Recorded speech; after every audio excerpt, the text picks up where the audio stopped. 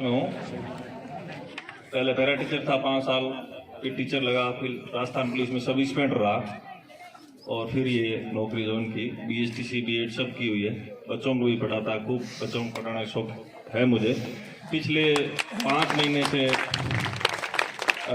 2 महीने से मुझे कम से कम 5 ऐसे मौके मिले हैं शैक्षणिक संस्थान में जाने का, विशेष चीफ गेस्ट या किसी रूप में। मेरा एक ही ध्येय रहता है कि शिक्षा से बड़ी कोई ताकत हो नहीं सकती। आप शिक्षित बनो तभी आप संबल बनोगे, आगे बढ़ोगे। गुमानाराम जी ने ये अच्छा प्रोग्राम किया। 2-3 दिन पहले होली के दिन रामनवमी हुई के प्रोग्राम आना है। मेरे साहब एक निवेदन भी है, आप तो जाएंगे, पहले भी आया हूं मैं 2-3 बार प्रोग्राम में। मैं क्योंकि जाट लोग कुश्ती तो हमेशा हजारों सालों से खेत में कर ही रहे पावड़े जय के साथ। ठीक है, फिर भी मनोरंजन का साधन है, स्वस्थ रहते हैं। खेल जीवन का एक हिस्सा है। आप ये मान के चलो, स्वस्थ रहना बहुत जरूरी है।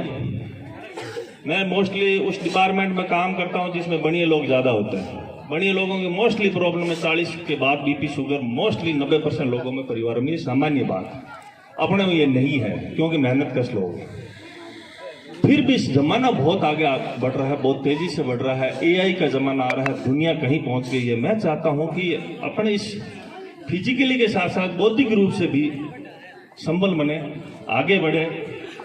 उन लोगों को जो बौद्धिक रूप से लिखने में, बोलने में, चित्र बनाने में, संगीत में, इस प्रकार की कलाओं को बढ़ावा दिया जाए जिससे कि दुनिया में उनको अच्छी जगह मिले। सिर्फ कुश्ती से ही अपने को दुनिया का अच्छा मुकाम मिलने वाले नहीं। बौद्धिक रूप से अपने को शिक्षित के साथ, स्वस्थ होने के साथ साथ अपने को बौद्धिक रूप से अपने व्यक्तित्व का विकास करना बहुत जरूरी है। इसीलिए मैंने गुमानाराम से निवेदन किया कि कुश्ती प्रतियोगिता अच्छी बात करो, अगली बार से कम 10th प्लस बाबू, जो थोड़े से बच्चे हो जाते हैं, बड़े हो जाते हैं, समझदार हो जाते हैं, 10th 11th 12th और जो कॉलेज किसी भी लेवल के बच्चे हैं, उसमें एक निबंध प्रतियोगिता कराई जाए, उनको प्रोत्साहन दिया जाए। लेखन प्रतियोगिता कराई जाए, लिखना सीखे वो, लिखना आना बहुत जरूरी है।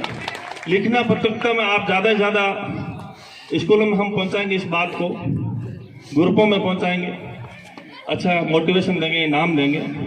ऐसा निवेदन करूंगा, शायद स्वीकार कर लेंगे मेरी। पहले पूर्व अनुमति लेके बात कर रहा हूँ गुमानाराम जी से, फिर भी सार्वजनिक सहमति दे देंगे अभी।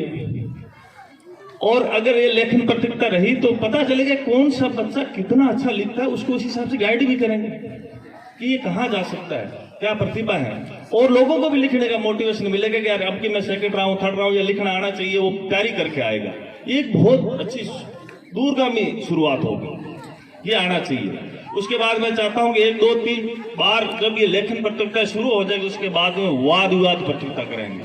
ग्रुप बना जाता है, किसी अच्छे टॉपिक भी दिए जाते हैं, तार्किक रूप से उसका डिबेट होती है, तर्क के साथ, बहस नहीं, इलॉजिकल बात नहीं। ये चीजें आनी चाहिए। जीवन में सफल बनना है तो अपनी बात दूसरों के सामने सफलतापूर्वक रखनी आनी चाहिए, जिससे आप कन्विंस कर सकते हो, आप चाहते हो वैसा काम हो जाए। ये तभी होगा जब आप उसको समझा पाओगे।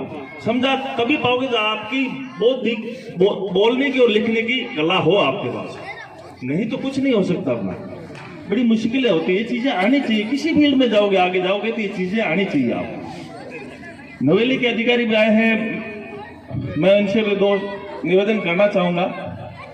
भारत सरकार का उपक्रम है, गांव के जमीन पे, गांव के किसान लोगों की जमीन पे, ठीक है, सिस्टम है इनका, एक्वायर करके जो भी प्रोजेक्ट लगाया, थर्मल पावर प्रोजेक्ट, पर्यावरण बेस्ड है। कई बार शिकायत आती है ग्रुप पे, सोशल मीडिया पे, बहुत फ्लाई ऐसे उड़ रही है, लोगों की सांस की तकलीफ हो रही है, जो भी हो रही है, हम उनको वो पर्यावरण मानने के अनुसार कर रहे होंगे, बेस्ट कर रहे होंगे।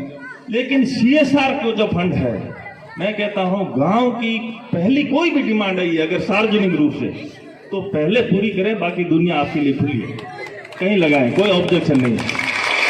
CSR का फंड गांव का हक है, और आपको अब गांव के पे ही ये सारा आपका बिजनेस चल रहा है, प्रोजेक्ट चल रहा है, गांव के लोगों की देन है। गांव के लोग हर तरह सहयोग कर रहे हैं, आधे कर्मचारी लगे हुए हैं, छोटे छोटे ठेके, हर तरह से सहयोग ही कर रहे हैं।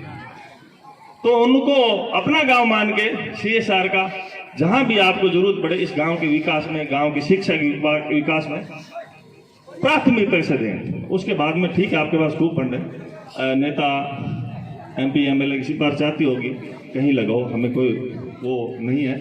ऐसा करोगे तो हमें बहुत अच्छा लगेगा, आपको करना भी चाहिए। थैंक यू, धन्यवाद। गोविंद राम जी ने